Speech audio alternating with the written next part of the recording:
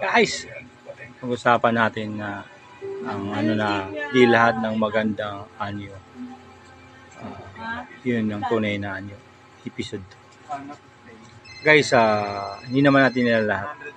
May ilan lang po na maganda sa ating paningin, pero yung kalooban ay malayo sa nakikita natin sa labas na anyo na. Kasi marami tayong kilala, marami tayong na-experience, nakita o nasaksihan na from pa hanggang ulo, magandang bihis, lahat nasa kanya na.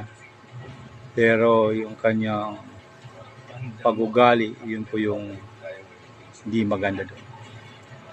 Tayo naman guys ay may kasari-sarili kapintasan, pero dapat kung binigay na sa atin yan, alagaan na natin.